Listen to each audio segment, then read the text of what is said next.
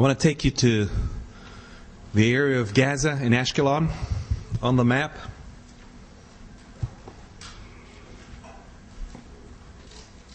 And tell you a small story that is just what is happening now that will help you understand and convey to your listeners and viewers the situation on the ground and in the air. So let's zoom out and look at the area. This is Ashkelon. These are the different towns that are in range of the Grad missiles.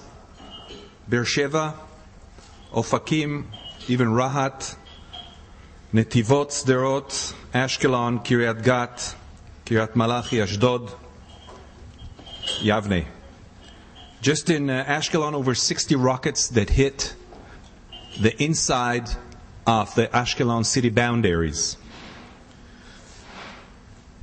Think of 2 4-story buildings. One in Ashkelon, in a street that I will not name, but you all know, that got hit a few days ago. On the 4th floor, there's a family living, an older brother and 2 younger brother and sister.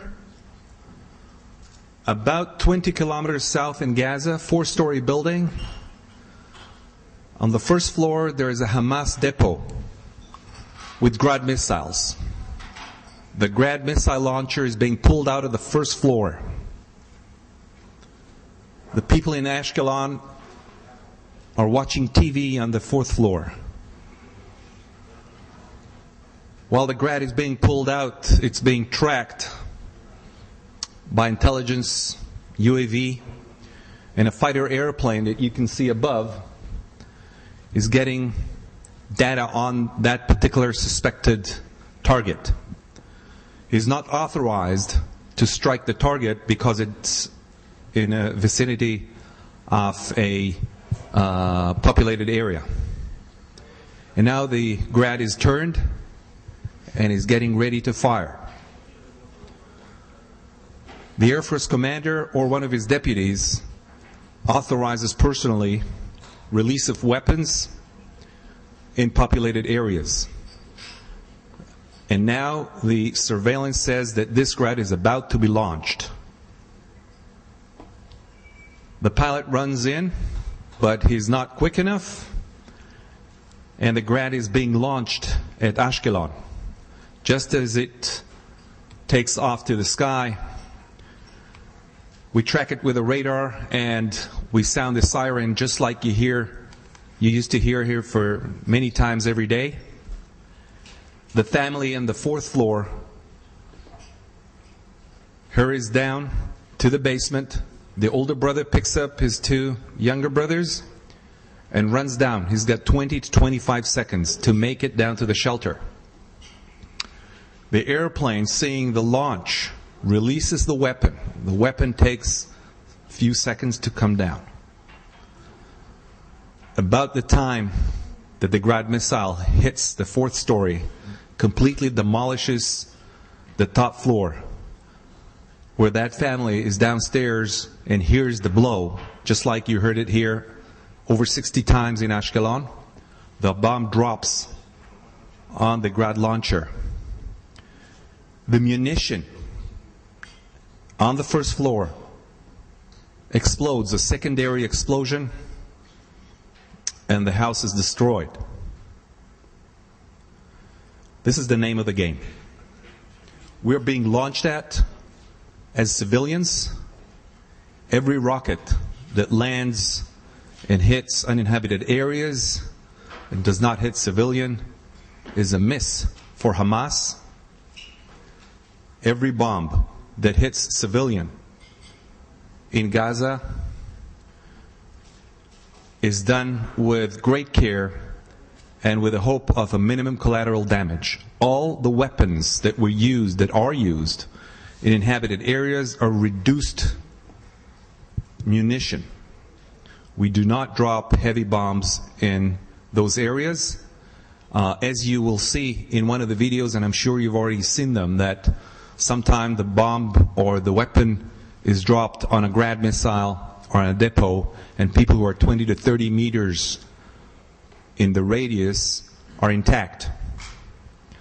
You all saw the video where there's a truck with targeted Hamas terrorists driving in the street, and the pilot understands that the truck is going to arrive in an area where there are civilians. He moves his targeting pod to the side so the bomb does not explode around uninvolved people on the ground. This is part of a clash of, I guess, cultures or even civilization, as Huntington would have it. And for those 18 days, we've had over 640 rockets shot at us. Let me run through a short presentation.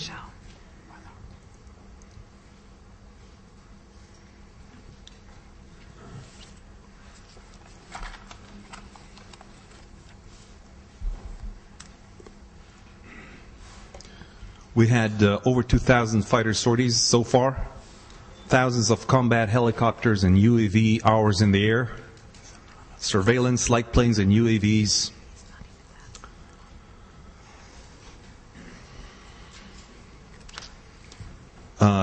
True today, this number is around 660 rockets shot so far.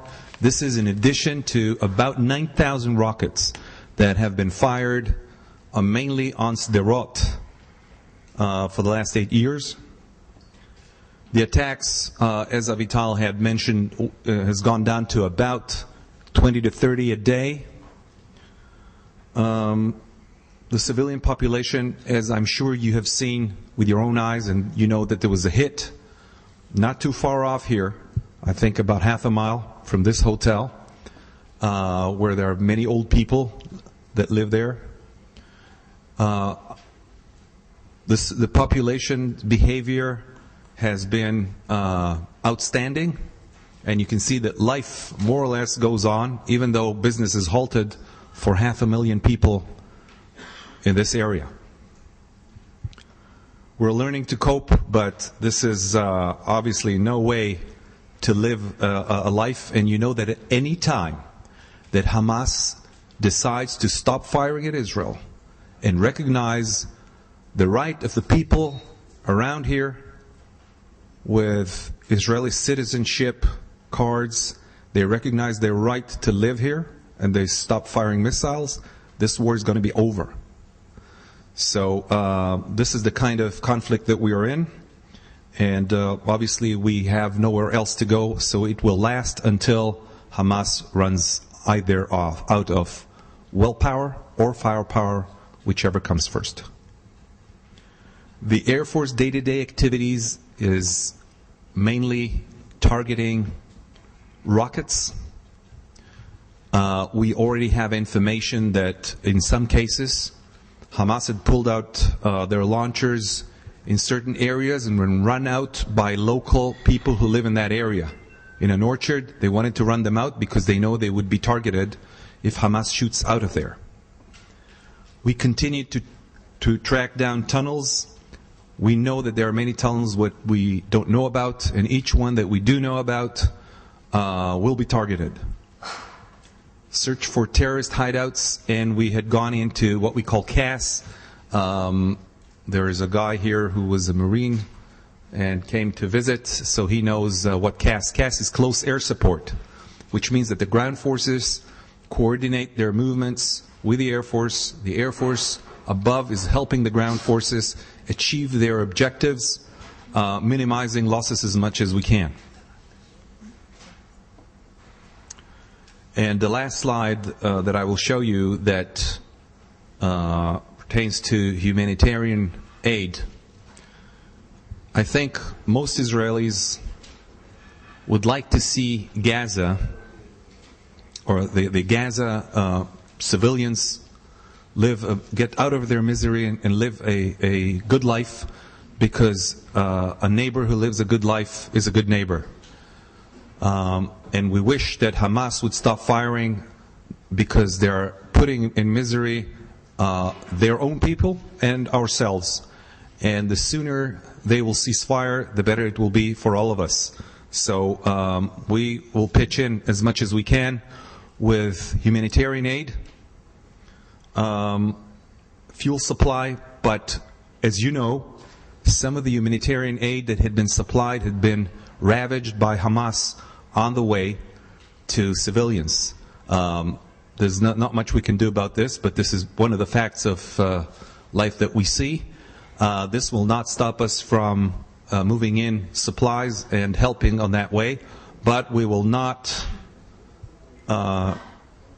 move from our main target, which is to bring peace and quiet to the southern part of Israel and make sure that Hamas cannot shoot missiles at innocent civilians just like yourselves right here. We know that we're in an urban warfare. Urban warfare has been in the news the last 15 years in different types of conflicts around the world, be it in Eastern Europe, that you know, and be it in Iraq or Afghanistan or other places. We have taken special care, and the Air Force has briefed, the Air Force commander personally briefed the squadron commanders and the pilots to take special care with using weapons in urban areas. Make sure that the target is fully incriminated, knowing that the people are going to fire missiles, or if they're not going to fire missiles, we will take our time, even if it takes more than an hour, to make sure that there are no civilians in that particular target. The examples of which, we know that there's a munition depot on the first floor of a large building.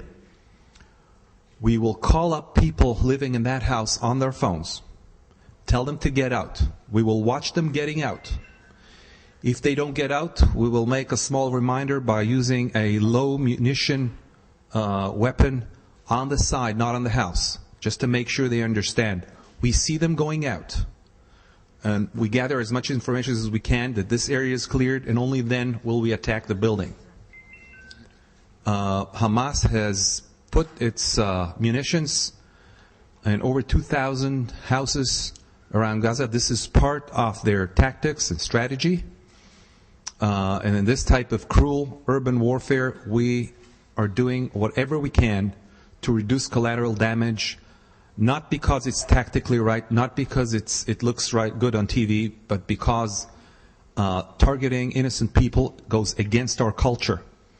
So that type of philosophy and command goes from the top down to the last pilot who eventually pushes the trigger button. There is no success in this, but we do feel that we've been able to achieve our goals while maintaining a relatively low number of uninvolved casualties. And you know that in Judaism, every soul is like the whole world, which is our basic philosophy. So we do take great care in this, and we hope it ends as soon as possible.